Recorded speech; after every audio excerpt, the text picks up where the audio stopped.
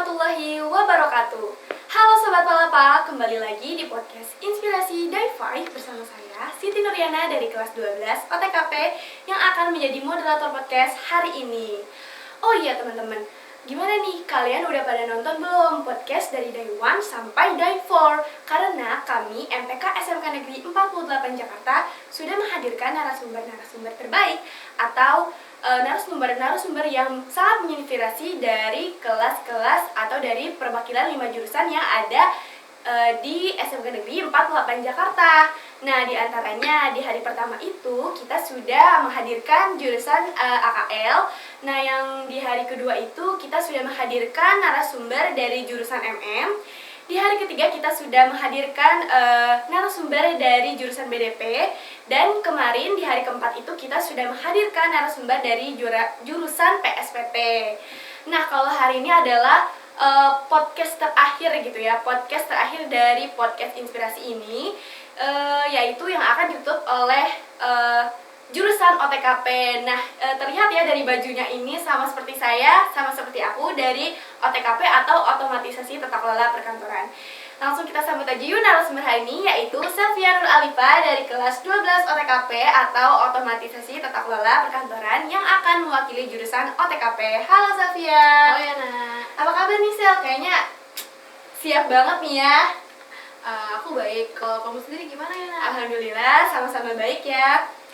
Oh iya, Sobat Palapa, jadi kan karena aku dan Selvia ini sekelas ya, jadi udah tahu lah ya satu sama lain gimana sih sekelas gitu, kayak udah tahu nih Selvia ini orangnya gimana. Tapi mungkin untuk Sobat Palapa kayaknya belum tahu nih Sel, boleh dong kenalin dulu gitu diri kamu tuh siapa sih gitu.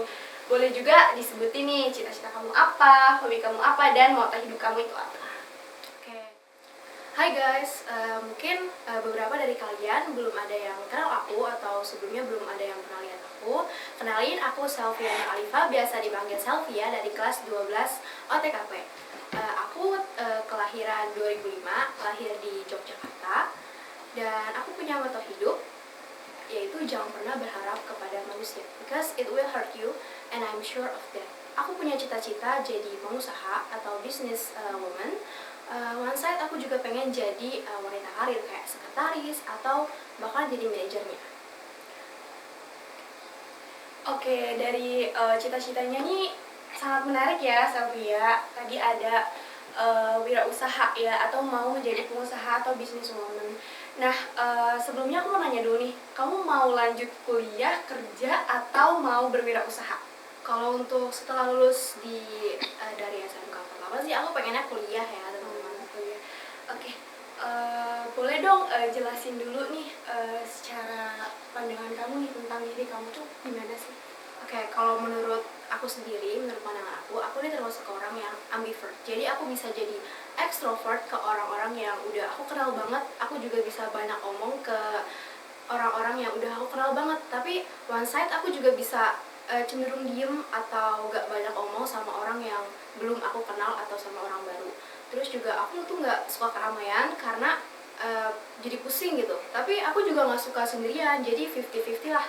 Terus juga aku ini orangnya suka mengapresiasi hal-hal yang udah aku lakuin, meskipun hal terkecil sekalipun.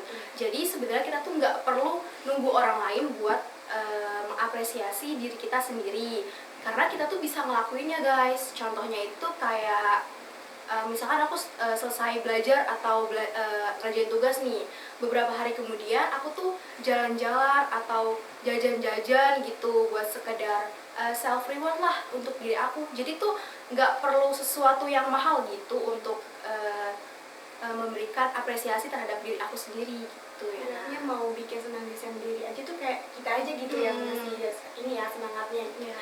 Nah, tadi kan kamu bilang kamu ini ambivert ya. Nah, tadi juga kamu bilang nanti kalau misalkan udah lulus sampai mau ke kuliah ya, mau kuliah. Nah, pasti kan nanti kalau misalkan kamu kuliah atau atau sebelum kita masuk SMA kan kamu kan pasti ada lingkungan baru kan, ketemu lingkungan baru. Nah, itu gimana sih kamu menempatkan diri kamu? Apakah kamu akan menempatkan diri sebagai seorang yang extrovert atau kamu malah menempatkan diri kamu yang introvert? Kalau untuk di lingkungan baru sih aku nyesuaiin aja ya. Tapi kalau misalkan orang ngajak ngobrol aku duluan nih, ya aku welcome gitu. Tapi kalau misalkan sama-sama nggak ada yang mau ngajak ngobrol, ya mau gak mau aku duluan gitu yang ngajak ngobrol, biar suasananya tuh nggak awkward gitu ya. Nyaman ya jadinya. Oke. Nah, selama ini kan Safia ini udah melewati masa kelas 10, 11, sampai sekarang kan dia udah kelas 12 ya, sama juga kayak aku.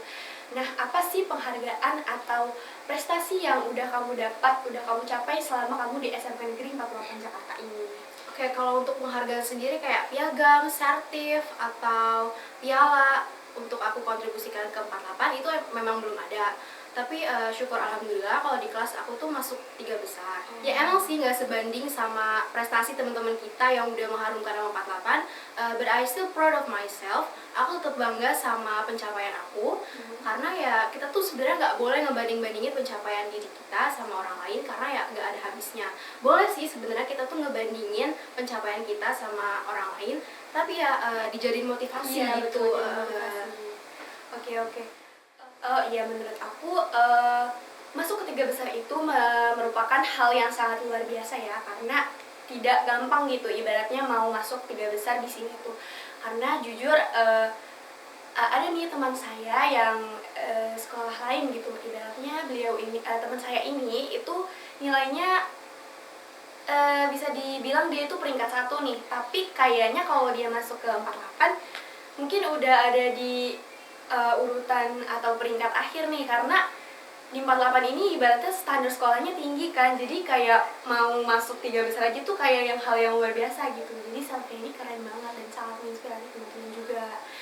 Nah Safia, gimana sih cara kamu meraih prestasi tersebut dan mempertahankannya? Kalau untuk bisa masuk 3 besar ya pasti kita tuh harus belajar lah ya, belajar dari jauh-jauh hari.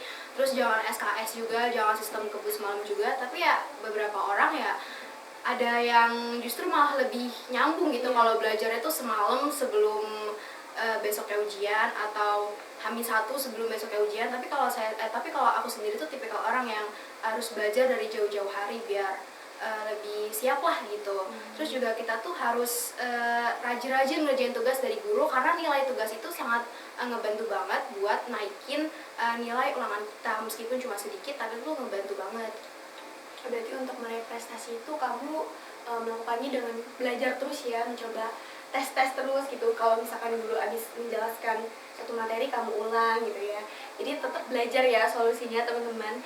Nah, ada nggak sih prestasi yang udah kamu dapat terus diterapin gitu sama teman kamu yang kesulitan? Gimana sih cara kamu nerapinnya ke teman-teman kamu yang kesulitan? Kalau aku tuh tipikal orang yang gak terlalu bisa banget nyalurin ilmu yang aku punya ke orang lain. Terus juga aku gak terlalu bisa ngajarin teman-teman aku. Tapi kalau misalkan teman-teman aku minta bantuan aku buat ngajarin, ya aku tetap bantu buat ngajarin mereka. Walaupun aku nggak tahu sebenarnya apa yang aku sampaikan itu mereka tuh bisa ngerti atau enggak gitu ya. Penting kan aku udah berusaha Membantu ya. Iya. Berarti kalau misalkan ada teman-teman yang kesulitan tuh kamu membantu.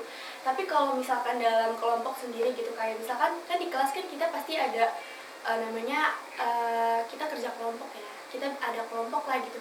Nah kamu tuh apa namanya di kelompok itu gimana sih cara kamu membantu teman-teman yang kesulitan, misalkan kesulitan dalam mengetahui materi kayak gitu? Kalau untuk itu sih ya aku ajarin temen aku pelan-pelan gitu, ajarin juga tugas-tugasnya gimana sih. Tapi kalau misalkan temen aku belum paham nih, ya aku minta bantuan buat guru aku yang ngejelasin gitu, biar jadi nggak salah paham. Saling ngobrol juga kali ya mungkin ya. Oke.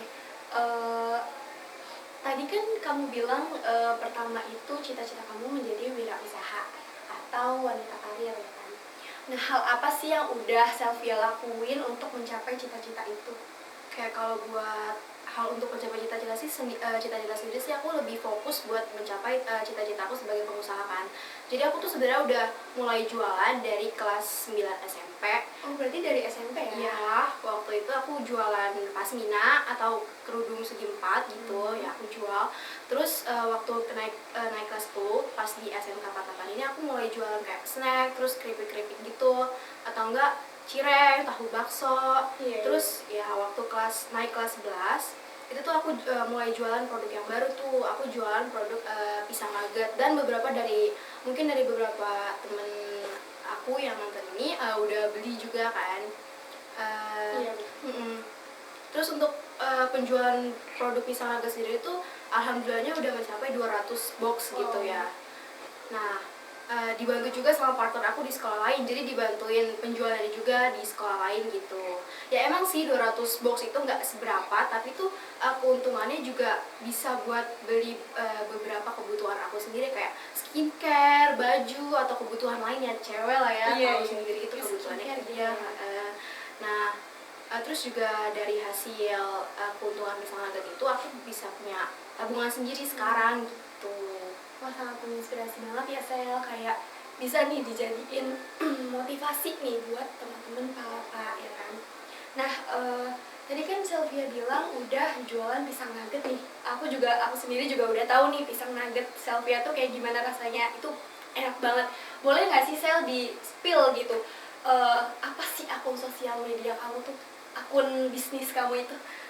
Jadi aku punya akun medsos buat pisang nugget aku. Username itu @madbypiggy. Teman-teman jangan lupa di follow ya. Terus juga Jangan lupa di follow ya, ya, teman-teman. jangan lupa dibeli juga gitu. Made by Pick Me ya? Kenapa tuh dinamain Pick Me? Sebenarnya kalau untuk nama Pick Me sendiri tuh aku nggak ada alasan khusus sih, ya pengen aja gitu. Karena aku kan mikir kalau kedepannya itu nggak jualan pisang aja gitu Iya, kan. betul. Jadi kalau misalkan pakai nama atau sesuatu yang ada unsur pisang-pisangnya gitu kan, jadi ribet gitu ya bikin nama baru lagi gitu. Terus juga nggak ada berkaitannya juga sama istilah-istilah pick me yang lagi hype sekarang itu tuh nggak ada kaitannya dengan itu. Takutnya kan nanti orang kayak, ih apa sih kok Pick Me gitu. Oke, jadi karena pengen aja ya. Nah, sebenarnya siapa sih sosok yang menginspirasi kamu buat menjadi wirausahawan? Kalau untuk sosok inspirasi yang spesifik ke satu orang itu nggak ada, tapi tuh orang-orang yang di media sosial kayak di reels Instagram, di TikTok, dia yang suka aku lihat-lihat itu tuh bisa menginspirasi aku sih. Misalkan kayak masih usia muda udah punya bisnis sendiri, udah sukses, udah bisa beli ini itu sendiri. Nah itu tuh yang menginspirasi aku dan memotivasi aku gitu buat berkembang lagi. Jadi pengen juga gitu ya, Iya, jadi inspirasi bener gitu. Nah, oke Sapia, kamu kan tadi kan mau jadi wirausahawan. Nah, wirausahawan itu kan nanti misalkan kamu punya bisnis sendiri nih, pasti nanti ada nih satu saat kamu tuh banyak job gitu kan. Nah, kamu juga bakalan memperkerjakan orang-orang gitu kan ya. Nah, itu tuh pasti nanti kamu bisa dibilang kamu bisa jadi bos gitu, pemimpin dalam usaha itu gitu. Nah, ada nggak sih skill kepemimpinan yang kamu miliki dari saat ini? Kalau untuk skill kepemimpinan sendiri sih mungkin dari kelompok belajar di kelas gitu ya. Karena aku sendiri belum pernah mimpin suatu organisasi yang besar gitu. Jadi dimulai dari yang kecil-kecil dulu kayak kelompok belajar di kelas. Nah, aku tuh tipe pemimpin yang udah gitu kayak biarin teman-teman aku ngasih pendapatnya mereka dulu gitu. Nanti aku yang mutusin baik atau benernya tuh gimana gitu. Terus aku juga bagi tugas-tugas ke teman-teman aku biar bisa ngerjain tugasnya tuh lebih baik gitu. Terus tercapai gitu PR-nya gitu bisa terselesaikan. Jadi ibaratnya kayak kamu yang nyusun gak sih biar Iya. teman-teman kamu tuh udah tahu nih tugasnya tuh ini. Kalau misalkan kamu jadi ketua kelompok ya. Nah, tadi juga kamu bilang kan kamu selesai atau lulus dari SMK 48 ini kamu mau kuliah.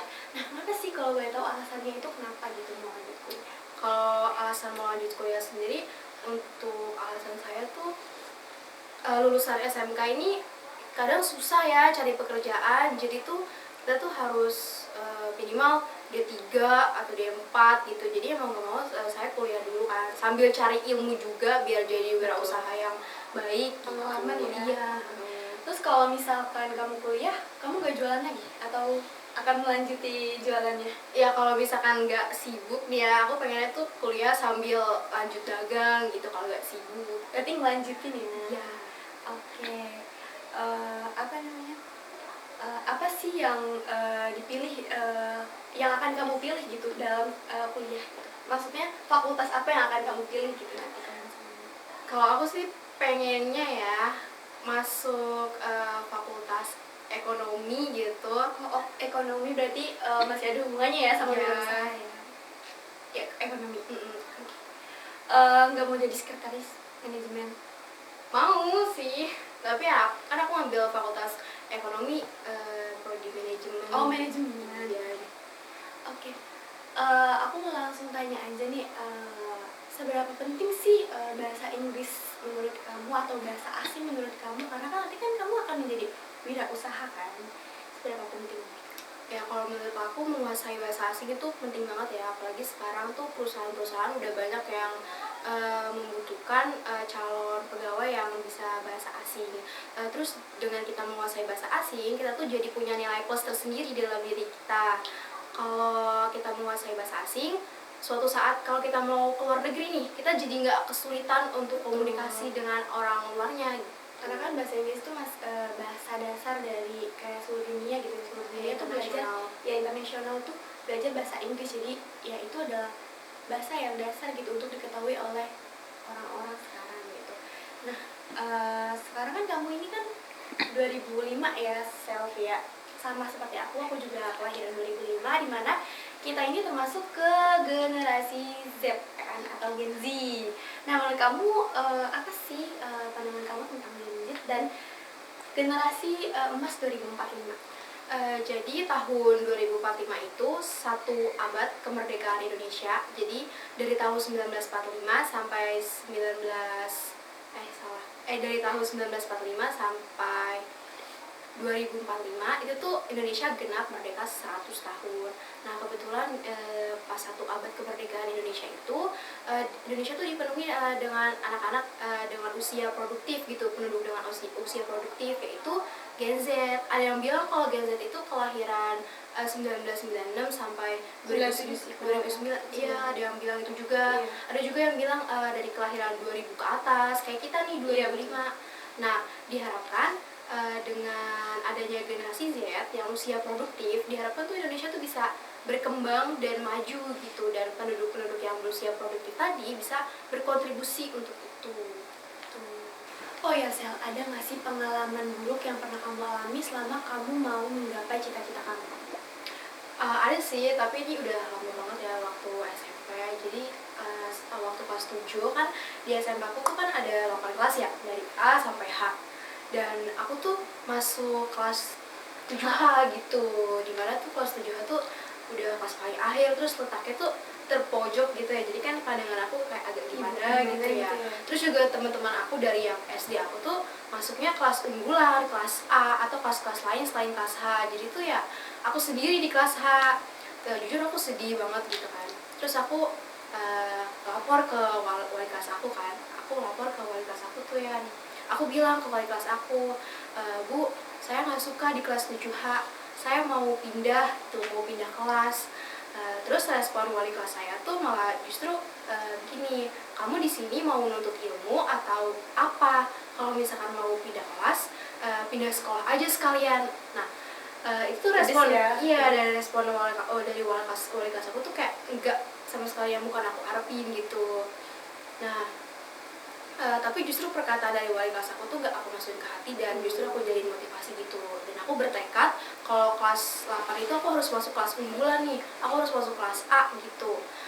Terus cara-caranya ya aku belajar dengan rajin, terus rajin ngerjain tugas, dan hampir gak pernah izin gitu buat keluar atau kemana gitu.